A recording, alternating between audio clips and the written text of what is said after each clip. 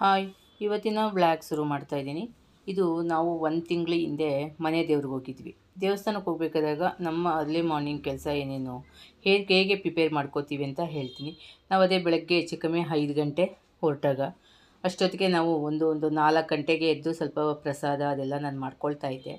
ಇಲ್ಲಿ ನಾವು water can ಎಲ್ಲ ತೊಗೊಂಡೋಗ್ತೀವಲ್ಲ, ನೀರು ತೊಗೊಂಡೋಗ್ತೀವಿ. ಅದಕ್ಕೆ ಈ ಹುಡುಗರುಗಳು ಏನು ಮಾಡಿದೆ, ಸ್ವಲ್ಪ ಕೋಲ್ಡ್ ಇರಲಿ ಅಂತೇಳ್ಬಿಟ್ಟು ರಾತ್ರಿ ಎಲ್ಲ ಐಸ್ ಕ್ಯೂಬ್ಗಳೆಲ್ಲ ರೆಡಿ ಮಾಡಿಕೊಂಡು ಅದನ್ನು ಕ್ಯಾನ್ಗಳ ಜೊತೆಗೆ ಹಾಕ್ಕೊಂಡ್ರು. ನೀರು ಮಧ್ಯಾಹ್ನ ತನಕ ಸ್ವಲ್ಪ ಕೂಲಾಗಿರುತ್ತೆ, ತಣ್ಣಗಿರುತ್ತೆ ಅಂತೇಳಿ. ಹೋಗ್ಬೇಕಾದ್ರೆ ದೇವಸ್ಥಾನಕ್ಕೆ ಹೋಗ್ಬೇಕಾದ್ರೆ ನಾವೇನಪ್ಪ ಅಂದರೆ ಸ್ವಲ್ಪ ಅಲ್ಲಿ ಪ್ರಸಾದ ಕೂಡ ಒಂದು 4 ಜನಕ್ಕೆ ಹಂಚಬೇಕು ಅಂತೇಳ್ಬಿಟ್ಟು ನಾನು ಪುಳಿಯೋಗರೆ ಮತ್ತು ಮೊಸರನ್ನ ಮಾಡ್ಕೊಂಡಿದ್ದೆ. ಒಂದೊಂದು ಸಾರಿ ನಾವು ಅಲ್ಲಿರೋ ಪುರೋಹಿತರಿಗೆ ಹೇಳಿಬಿಡ್ತೀವಿ ರೆಡಿ ಮಾಡಿ ಅಂತ, ಅವರು ರೆಡಿ ಮಾಡಿಕೊಡ್ತಾರೆ. ಒಂದು 15-20 ಜನಕ್ಕೆ ನಮ್ಮ ಕೈಲಾದಷ್ಟು ಬರ್ತಾರೆ ಅಲ್ವಾ. ಅದು ವಿಲೇಜಲ್ಲಿರೋದು ನಮ್ಮ ಮನೆ ದೇವರು. ಅಲ್ಲಿ ಬಂದವೆಲ್ಲ ಹೊರ್ಗಡೆಯಿಂದನೇ ಬರೋ ಅಂಥವರೇ ಜಾಸ್ತಿ. ಹೊರಗಡೆ ಮಂಡ್ಯ, ಮೈಸೂರು, ಬೆಂಗಳೂರು ಆ ಕಡೆಯಿಂದನೇ ಹಳ್ಳಿಗಳಿಂದ ಅಂತ ಬರೋವಂಥದ್ದು. ಹಾಗಾಗಿ ಹೋದಾಗೆಲ್ಲ ಏನು ಮಾಡ್ತೀವಿ, ಸ್ವಲ್ಪ ಪ್ರಸಾದ ಮಾಡ್ಕೊಂಡು ತೊಗೊಂಡೋಗ್ತೀನಿ. ಪುಳಿಯೋಗರೆ ಮತ್ತು ಮೊಸರನ್ನ 2 ಪ್ರಿಪೇರ್ ಮಾಡಿಕೊಂಡೆ. ಎಲ್ಲ 5 ಗಂಟೆಗೆ ರೆಡಿ ಮಾಡಿ ಇಟ್ಕೊಂಡು ನಾವು ರೆಡಿ ಆಗ್ತಾಯಿದ್ವಿ. ಇವರು ಗಾಡಿ ಕೂಡ ಹಿಂದಿನ ದಿವಸನೇ ತೊಳೆದಿಟ್ಟಿದ್ರು. ಮಾರನೇ ದಿನ ಅದನ್ನು ತೆಗೆದು ಪೂಜೆ ಎಲ್ಲ ಮಾಡ್ಕೊಳ್ತಾರೆ.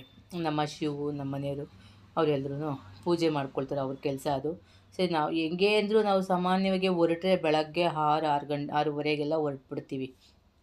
ನಮಗೆ ಈ ಅರ್ಲಿ ಮಾರ್ನಿಂಗ್ ಹೊರಡೋದು ತುಂಬಾ ಒಂಥರ ಅನುಕೂಲ, ಚೆನ್ನಾಗಿರುತ್ತೆ. ಫ್ರೆಶ್ ಆಗಿರ್ತೀವಿ, ವಾತಾವರಣ ಚೆನ್ನಾಗಿರುತ್ತೆ, ಮತ್ತು ಹೊರಗಡೆ ಟ್ರಾಫಿಕ್ ಕಡಿಮೆ ಇರುತ್ತೆ ಹೋಗೋದು. ಆಮೇಲೆ ನಾವು ಎಲ್ಲೇ ಹೊರಗಡೆ ಹೋದ್ರೂ ವೆಹಿಕಲ್ ಪೂಜೆ ಮಾಡದೆ ನಾವು ಹೋಗೋದಿಲ್ಲ. ಅದೊಂದು ನಾವು ಬೆಂಗಳೂರು ಸಿಟಿ ಒಳಗೆ ಬಿಟ್ಟು ಹೊರಗಡೆ ಎಲ್ಲೇ ಗಾಡಿ ತೆಗಿಬೇಕಾದ್ರೂ ನಮ್ಮ ಮನೆಯವ್ರಿಗೊಂದು ಪದ್ಧತಿ.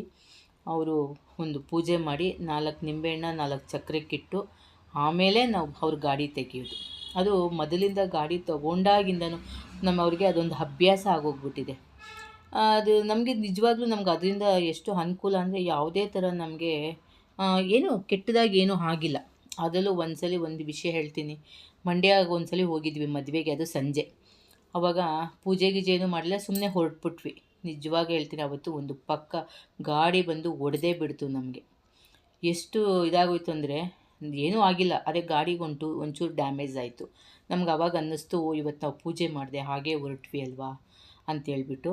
ನೀವು ನಂಬಲ್ಲ, ನಾವು ಮತ್ತೆ ಅಲ್ಲೋಗಿ ಗಾಡಿ ನಿಲ್ಲಿಸಿ ನಿಂಬೆಹಣ್ಣು ತೆಗೆದು ಮತ್ತೆ ಗಾಡಿಗಿಟ್ಟು ನಾವು ಆಮೇಲೆ ಗಾಡಿನ ಮತ್ತೆ ಮೂವ್ ಮಾಡಿದ್ದು. ಆ ಥರ ಒಂದು ಮನಸ್ಸು. ಏಕೆಂದರೆ ನಾವೇನೇ ಕಾರ್ಯಕ್ಕೆ ಹೋದರೂ ಆಚೆ ಹೋದಾಗ ಒಳ್ಳೆ ಮನಸ್ಸಿಂದ ದೇವ್ರನ್ನ ನೆನೆಸ್ಕೊಂಡು ಒಂದು ಇದು ಮಾಡ್ಕೊಂಡು ಹೋದಾಗ ಹೊರಗಡೆ ಯಾವುದೇ ಅನಾಹುತ ಆಗೋದಿಲ್ಲ. ಇದೊಂದು ಒಳ್ಳೆ ಪದ್ಧತಿ ಅಂತ ನನಗೆ ಅನಿಸಿದ್ದು. ಯಾರೇ ಆಗಲಿ, ಈಗ ಹೊರಗಡೆ ಒಂದು ಆಕ್ಸಿಡೆಂಟು ಅದು ಇದು ಆಗುತ್ತಲ್ವ, ಅದನ್ನು ನಾವು ಈ ಥರ ಒಂದು ಪಾಸಿಟಿವ್ ಆಗಿ ಒಂದು ಇದು ಮಾಡ್ಕೊಂಡು ಹೋಗೋದು ತುಂಬಾ ಒಳ್ಳೆಯದು. ನಾವು ಇನ್ನೊಂದೇನಪ್ಪ ಅಂದರೆ, ಮಂಡ್ಯ ನಾವು ಮನೆ ದೇವ್ರಿಗೆ ಹೋಗ್ಬೇಕಾದ್ರೆ ಬಿಡದಿಲಿ ತಿಂಡಿ ತಿನ್ನೋ ಪದ್ಧತಿ. ಈಗ ನೋಡಿ, ಅಷ್ಟೆಲ್ಲ ರೆಡಿ ಮಾಡ್ಕೊಂಡಿದ್ದೀನಿ. ಅದು ಅಲ್ಲಿ ದೇವಸ್ಥಾನಕ್ಕೆ ಹೋಗಿ ಪೂಜೆ ಆದಮೇಲೆ ನಾವು ಅಲ್ಲಿ ಡಿಸ್ಟ್ರಿಬ್ಯೂಟ್ ಮಾಡಿ ಆಮೇಲೆ ನಾವು ತಿನ್ನೋದು. ಬೆಳಗ್ಗೆ ಆಲ್ರೆಡಿ ಈಗ 7:30 8 o'clock ಆಗಿದೆ. ಆಗಲೇ ಎಲ್ಲರೂ ತಿಂಡಿ, ಏಕೆಂದರೆ ಬೇಗ ಸ್ನಾನ ಆಗಿರುತ್ತೆ, ಬೇಗ ಎದ್ದಿರ್ತೀವಿ. ಅದೇನಾಗುತ್ತೆ, ಹಸಿವು ಜಾಸ್ತಿ ಆಗ್ಬಿಡುತ್ತೆ. ಆಮೇಲೆ ಬಿಡದಿಲಿ ತಟ್ಟೆ ಇಡ್ಲಿ, ಅದು ಒಂದು ನಮಗೆ ಚೆನ್ನಾಗಿ ರೂಢಿ ಆಗಿಬಿಟ್ಟೈತೆ. ಈ ತಿಂದೇ ಹೋಗಬೇಕು, ಅಷ್ಟು ಮಕ್ಳಿಗೂ ಹಂಗೆ ಅಭ್ಯಾಸ ಆಗಿಬಿಟ್ಟಿದೆ. ಈಗಲೂ ಅಷ್ಟೇ, ಒಬ್ಬರು ಪಲಾವು, ಒಂದಿಬ್ಬರು ಪೂರಿ. ನಾನಂತೂ ನೆಮಿಸ್ಬೋದು, ಇಡ್ಲಿ ವಡೆ 2 ತೊಗೊಳ್ಳೋದು, ಬೇರೆ ಏನೂ ತೊಗೊಳ್ಳೋದಿಲ್ಲ. ಕನ್ನಡಕ, ರೀಡಿಂಗ್ ಕನ್ನಡಕ ಹಾಕೊಂಡ್ಬಿಟ್ಟಿದ್ದೀನಿ. ಕೆಳಗೆ ಮಾಡಿ ಈ ತಲೆ ಎತ್ಬೇಡ. ನೆಕ್ಸ್ಟ್ ಟೈಮ್ ಅಮ್ಮ ಕೂದಲಿಗೆ ಕಲರ್ ಸಾಕಮ್ಮ, ಬರ್ಗಟ್ಟಿ ಕಲರು ಬೇಕೆ, ಚೇಂಜ್ ಆಗುತ್ತೆ. ನಂಗೇನು ವೈಟ್ ಹೇರ್ಸ್ ಬಂದಿಲ್ವಲ್ಲ. ಇಲ್ಲೆಲ್ಲ ಫೋಟೋ ತೆಗೆದು ತೋರಿಸ್ಲಾ? ಮುಂದೆ ಮಾತ್ರ ಬಡ್ಕೊಂಡು ಕೆಲಸ ಮುಗಿಸ್ತೀಯ. ಇಲ್ಲ ಮೆಹಂದಿ ನಾವಿದ್ದಾಗ ಇಲ್ಲೆಲ್ಲ ನೀಟಾಗಿ ಹಚ್ಚಿಸ್ಕೊ.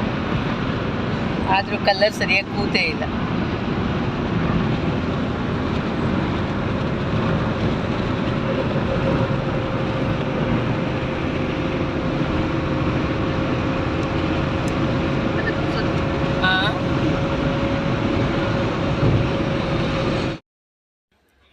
ಅಲ್ಲಿ ದೇವಸ್ಥಾನದಲ್ಲಿ ಸುವಾಸಿಗೆ ಕೂದಲು ತೆಗೆಸ್ಬೇಕು ಅಂತ ಅಂದ್ಕೊಂಡಿದ್ವಿ.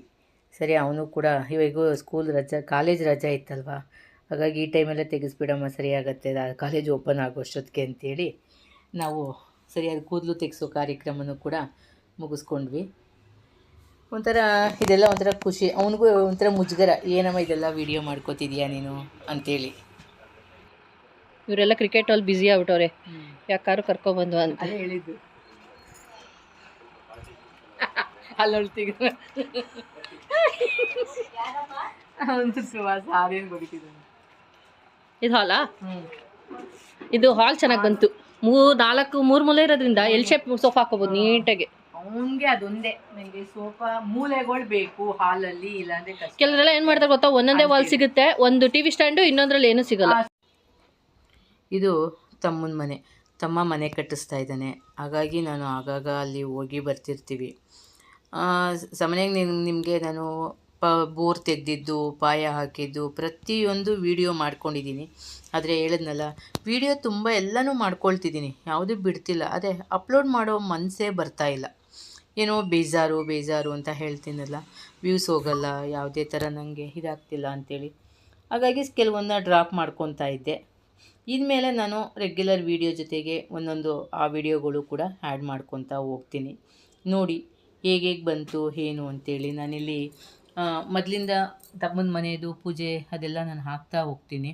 ಆಗ ನಿಮ್ಮ ಅನಿಸಿಕೆನ ಹೇಳಿ. ಈಗ ನಾವು ಮಧ್ಯದಲ್ಲಿ ಇವಾಗ ಮಕ್ಕಳು ರಜಾ ಇತ್ತಲ್ವ, ಹಾಗಾಗಿ ಮಕ್ಕಳನ್ನೆಲ್ಲ ಕರ್ಕೊಂಡೋದೆ. ಸ್ವಲ್ಪ ದೂರ ಇದೆ ನಮ್ಮ ಮನೆಯಿಂದ ತಮ್ಮನ ಅಲ್ಲಿಗೆ ಹೋಗೋ ಅಷ್ಟೊತ್ತಿಗೆ. ಗೊಲ್ದ್ರಳ್ಳಿಲಿ ನಾವು ಮನೆ ಕಟ್ತಾ ಇರೋದು ತಮ್ಮ, ಹಾಗಾಗಿ ಅಲ್ಲಿಗೆ ಹೋಗಿ ಬರೋದಕ್ಕೆ ಸ್ವಲ್ಪ ಡಿಸ್ಟೆನ್ಸು. ಇವತ್ತು ಹೇಗೂ ನಮ್ಮ ಶಿವು ಮನೆಯಲ್ಲೇ ಇದ್ದರು. ಸರಿ ಕಾರ್ ತೊಗೊಳಪ್ಪ ಎಲ್ಲರೂ ಹೋಗೋಣ ಅಂತೇಳ್ಬಿಟ್ಟು ಎಲ್ಲದನ್ನೂ ಕರ್ಕೊಂಡೋಗಿದೆ. ಜೊತೆಗೆ ಕ್ರಿಕೆಟ್ ಇದ್ದಿದ್ದರಿಂದ ಮಕ್ಕಳು ಮೊಬೈಲಲ್ಲಿ ಕ್ರಿಕೆಟೇ ನೋಡ್ಕೊಂಡು ನಿಂತ್ಕೊಂಡ್ರೆ ವಿನ ಅವ್ರು ಒಳಗೆ ಬರಲೇ ಇಲ್ಲ. ನಾವು ಆದಷ್ಟು ಅದಕ್ಕೆ ಎಲ್ಲ ನೋಡಿಕೊಂಡು ಹೇಗೆ ಬಂತು ಏನು ಅಂತ. ಇದಾಗಲೇ ನಿಮಗೆ ಫಸ್ಟ್ ಫ್ಲೋರ್ ಬಿಲ್ಡಿಂಗ್ ನಾನು ತೋರಿಸ್ತಾ ಇರೋದು. ಗ್ರೌಂಡ್ ಫ್ಲೋರು ಪಾಯದವೆಲ್ಲ ಎಲ್ಲ ನೆಕ್ಸ್ಟ್ ಹಾಕ್ತೀನಿ ನಾನು. ಹಾಗೆ ಇದು ಹೇಗೆ ಮನೆ ಬಂತು ಅಂತಲೂ ನಿಮಗೆ ತೋರಿಸ್ತಾ ಹೋಗ್ತೀನಿ. ಸುಮಾರು 4 ಫ್ಲೋರ್ ಮನೆ ನಾವು ಮಾಡ್ತಾ ಇರೋದು. ಈಗ ನಮಗೆ ಸೆಕೆಂಡ್ ಮೋಲ್ಡ್ಗೆ ಇದು ರೆಡಿ ಮಾಡ್ತಾ ಇದ್ದಾರೆ. ಹಾಗಾಗಿ ಹೇಗೆ ಬಂತು ಅನ್ನೋದನ್ನು ಒಂದು ಮಕ್ಕಳಿಗೆ ಎಕ್ಸ್ಪ್ಲೇನ್ ಮಾಡ್ತಾಯಿದ್ದೆ. ಚೆನ್ನಾಗಿ ಬರ್ತಿದೆ ಮನೆ, ಚೆನ್ನಾಗಿ ಬರ್ತಿದೆ. ಸ್ವಲ್ಪ ಎಲ್ಲ ಫುಲ್ ಕಾಂಟ್ರಾಕ್ಟ್ ಕೊಟ್ಬಿಟ್ಟಿದ್ದೀವಿ. ಏಕೆಂದರೆ ಒಬ್ಬರೇ ನಿಂತ್ಕೊಂಡೆಲ್ಲ ಮಾಡೋಕ್ಕಾಗಲ್ಲ, ಐಟಮ್ಸ್ ತಂದಾಕದವೆಲ್ಲ ಕಷ್ಟ. ಹಾಗಾಗಿ ಸ್ವಲ್ಪ ನಾವು ಕಾಂಟ್ರಾಕ್ಟ್ ಕೊಟ್ಬಿಟ್ಟು ನಿಂತ್ಕೊಂಡು ನಾವು ಪ್ರತಿಯೊಂದು ನೋಡ್ಕೊತಾ ಇದ್ದರೆ ಚೆನ್ನಾಗೇ ಬರ್ತಾ ಆಂದವೇ ಎಲ್ಲರೂ ಸಂಜೆ ಆಗೋಗಿತ್ತು.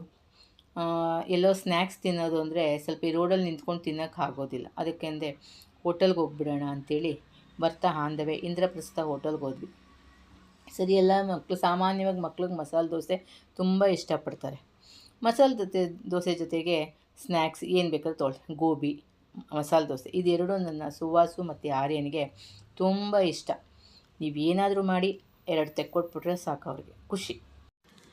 ನಾನು ಸಾಯಂಕಾಲಕ್ಕೆ ಒಂದು ಸಲಾಡ್ ಮಾಡ್ಕೊಳ್ಳೋಣ ಅಂಥೇಳಿ ಸ್ವಲ್ಪ ಕಾಬೂಲ್ ಕಡಲೆಕಾಳು, ಸ್ವಲ್ಪ ಹೆಸರು ಕಾಳು, ನಾನು ಎಲ್ಲ ಮಿಕ್ಸಪ್ ನೆನೆ ಹಾಕಿದ್ದೆ. ನಾನು ಬೆಳಗ್ಗೆ ಬ್ರೇಕ್ಫಾಸ್ಟ್ಗೆ ಸ್ವಲ್ಪ ದೋಸೆಗೆ ಸಾಗು ಮಾಡ್ಕೊಂಡಿದ್ದೆ. ಅದು ಇವಾಗ ಅದನ್ನೇ ಉಳಿಸ್ಕೊಂಡು ಸ್ವಲ್ಪ ಕಾಬೂಲ್ ಕಡಲೆಕಾಳು, ಹೆಸರು ಕಾಳು ಹಾಕ್ಕೊಂಡಿದ್ದೀನಿ. ಹಾಗೆ ಕಡಲೆಕಾಳು ಕೂಡ ನೆನೆಸಿಟ್ಟಿದ್ದು ಅದನ್ನು ಒಂದೇ ಸ್ವಲ್ಪ ಹಾಕ್ಕೊಂಡು ನಾನು ಸಂಜೆ ಸ್ನ್ಯಾಕ್ಸ್ ಅನ್ನೋದಕ್ಕಿಂತ ಡಿನ್ನರ್ ಅಂತ ಹೇಳ್ಬೋದು.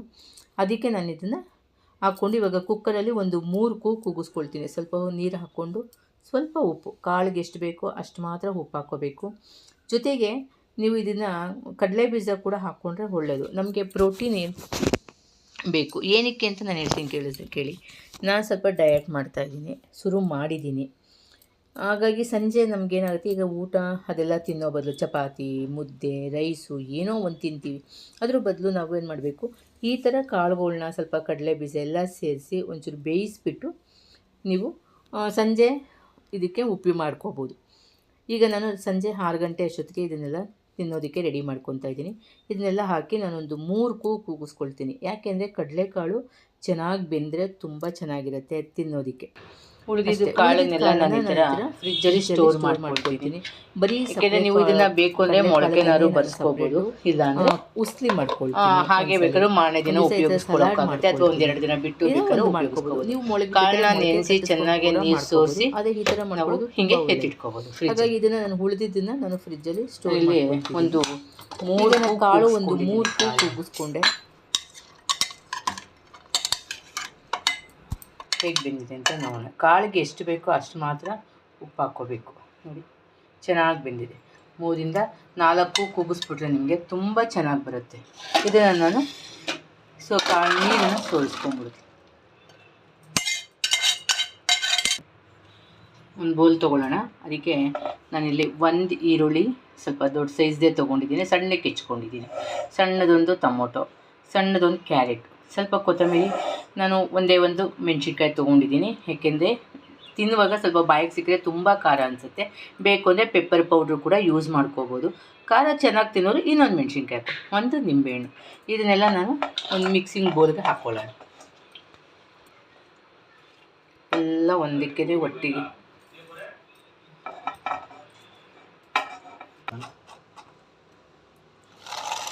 ಕಾಳನ್ನು ಕೂಡ ಅದಕ್ಕೆ ಹಾಕ್ಕೊಂಡು, ಇದ್ರ ಜೊತೆಗೆ ನಾನು 1/4 ಭಾಗ ಸೌತೆಕಾಯಿ ತೊಗೊಂಡಿದ್ದೀನಿ. ತೆಂಗಿನಕಾಯಿ ಕೂಡ ತುಂಬ ಒಳ್ಳೆಯದು, ಹಾಗಾಗಿ ತೆಂಗಿನ ತುರಿ ಮಾತ್ರ ಮಿಕ್ಸ್ ಮಾಡ್ಕೊಳ್ತಿದ್ದೀನಿ. ಅದಕ್ಕೆ ಒಂದು ಅರ್ಧ ಹೋಳು ನಿಂಬೆಹಣ್ಣು. ನಿಮ್ಮ ಕ್ವಾಂಟಿಟಿ, ನಿಮ್ಮ ಹುಳಿ ಉಪ್ಪು ಹೇಗೆ ತಿಂತೀರಾ ಅದ್ರ ತಕ್ಕಂತೆ ನೀವು ಹಾಕ್ಕೋಬೋದು. ನಾನು ಸ್ವಲ್ಪ ಒಂದು ಅರ್ಧ ಹೋಳು ಹಾಕ್ತೀನಿ, ತುಂಬ ಹುಳಿ ಆದರೆ ತಿನ್ನಲ್ಲ. ಇದಕ್ಕೆ ನಾವು ಕಾಳಿಗೆ ಉಪ್ಪು ಹಾಕಿದ್ದೀವಲ್ಲ, ಇದಕ್ಕೆ ಸ್ವಲ್ಪ ಉಪ್ಪು ಹಾಕ್ಕೊಳ್ಳೋಣ. ಹಾಗೆ ಮನೆಯಲ್ಲೇ ಮಾಡಿಟ್ಕೊಂಡಿರೋವಂಥ ಪೆಪ್ಪರ್ ಪುಡಿ. ಆ್ಯಕ್ಚುಲಿ ನಾನು ಎಲ್ಲ ಕೂಡ ಮನೆಯಲ್ಲೇ ಮಾಡಿಟ್ಕೊತೀನಿ, ಯಾವುದೂ ಹೊರಗಡೆಯಿಂದ ತರೋದಿಲ್ಲ. ನಮಗೆ ಮನೆಯಲ್ಲಿದ್ದರೆ ಕ್ಲೀನ್ ಇರುತ್ತೆ, ಜೊತೆಗೆ ಫ್ರೆಶ್ ಆಗೂ ಸಿಗುತ್ತೆ. ನೋಡಿ, ಎಲ್ಲ ಮಿಕ್ಸ್ ಮಾಡ್ಕೊಳ್ಳೋದು. ಇದನ್ನು ನೀವು ಈ ಡಯಟ್ ಮಾಡೋರಿಗೆ ಸಂಜೆ ಹೊತ್ತು, ಸಂಜೆ ಒಂದು 6ರಿಂದ 7 ಗಂಟೇಲಿ ಇದನ್ನು ಮಾಡಿಕೊಂಡು 1 ಬೌಲ್ ಈ ಕಾಳು ಎಲ್ಲ ತಿಂದು 1 ಅಥವಾ 2 ಮೊಟ್ಟೆ ತಿಂದುಬಿಟ್ರೆ ಸಾಕು, ಡಿನ್ನರ್ ಆಗೋಗುತ್ತೆ. ಅಂದರೆ 6 ಗಂಟೆಯಿಂದ 7 ಗಂಟೆ ಒಳಗಡೆ ನಿಮ್ಮ ಡಿನ್ನರ್ನ ಮುಗಿಸ್ಬೇಕು. ಡಯಟ್ ಮಾಡೋರಾಗಲಿ, ಸ್ವಲ್ಪ ಈ ಅನ್ಹೆಲ್ದಿಯರಿರೋರಾಗಲಿ, ಪ್ರತಿಯೊಬ್ಬರೂ ಈ ಥರ ಸಣ್ಣದಾಗಿ ರಾತ್ರಿ ಅನ್ನ ತಿನ್ನೋ ಬದಲು, ಬೇರೆ ಏನೋ ಕಾರ್ಬೋಹೈಡ್ರೇಟ್ಸ್ ತಿನ್ನೋ ಬದಲು ಈ ಥರ ಮಾಡಿಕೊಂಡು, ಇದರಲ್ಲಿ ನಿಮಗೆ ಪ್ರೋಟೀನು, ಫೈಬರು ಇದೆ, ಎಲ್ಲ ಥರದ್ದು ಇದೆ. ಬೇಕು ಅಂದರೆ ನೀವು ಒಂಚೂರು ತುಪ್ಪದ ಒಗ್ಗರಣೆ ಬೇಕಾದ್ರೆ ಕೊಟ್ಕೋಬೋದು, ತುಪ್ಪ ಮತ್ತು ಸಾಸಿವೆ. ನಾನಿಲ್ಲಿ ಎಣ್ಣೆ ತುಪ್ಪ ಏನೂ ಬಳಸ್ಕೋತಾ ಇಲ್ಲ, ಹಾಗೆ ಡೈರೆಕ್ಟ್ ಉಪಯೋಗಿಸ್ತಿದ್ದೀನಿ. ತುಂಬ ಚೆನ್ನಾಗಿರುತ್ತೆ. ಎಲ್ಲ ಥರ ಕಾಳುಗಳು, ಬೇರೆ ಏನು ಬೇಕಾದ್ರೂ ನೀವು ಇದಕ್ಕೆ ಆ್ಯಡ್ ಮಾಡ್ಕೋಬೋದು.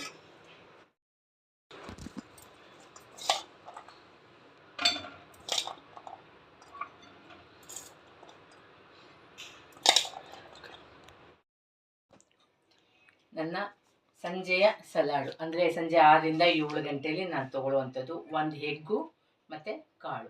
ಬೇಕು ಅಂದರೆ ಇನ್ನೊಂದು ಸ್ವಲ್ಪ ಹಸಿವು ಜಾಸ್ತಿ ಇತ್ತು ಅಂದರೆ 2 ಎಗ್ ತೊಗೊಳ್ತೀನಿ. ಇದು ನಾನು ಸ್ವಲ್ಪ ಈಗ ಡಯಟ್ ಶುರು ಮಾಡಿದ್ದೀನಿ, ಹಾಗಾಗಿ ಆದಷ್ಟು ನಾನು ನಿನ್ನೆ ನಿಮಗೆ ತೋರಿಸಿದೆ ಕರಿಬೇವಿನ ಸೊಪ್ಪಿನ ಚಟ್ನಿ ಪುಡಿ. ಅದು ಕೂಡ ಏನಕ್ಕೆ ಅಂದರೆ ಈ ಕೂದಲೆಲ್ಲ ತುಂಬ ಉದುರ್ತಿದೆ, ಅದಕ್ಕೋಸ್ಕರನೇ ನಾನು ಚಟ್ನಿ ಪುಡಿ ಮಾಡಿದ್ದು. ಇವತ್ತು ಅಷ್ಟೇ ಸಾಯಂಕಾಲದ ಸಲಾಡ್ ಇದು. ಇದನ್ನು ಸಾಗು ಥರನೂ ಮಾಡ್ಕೋಬೋದು, ಸಲಾಡ್ ಥರನೂ ಮಾಡ್ಕೋಬೋದು. ಸಲಾಡ್ ಆದರೆ ತುಂಬ ಚೆನ್ನಾಗಿರುತ್ತೆ, ಹಗದು ನಿಧಾನವಾಗಿ ತಿನ್ನೋದ್ರಿಂದ ನಿಮಗೆ ಹೊಟ್ಟೆ ತುಂಬ್ದಂಗೂ ಅನಿಸುತ್ತೆ. ಹಾಗಾಗಿ ನಾನು ಸಲಾಡ್ ಮಾಡಿಕೊಂಡು ಇವತ್ತು 1 ಎಗ್ ತೊಗೊಂಡಿದ್ದೀನಿ. ಓಕೆ, ಇದು ನನ್ನ ಸಂಜೆಯ ಡಿನ್ನರ್.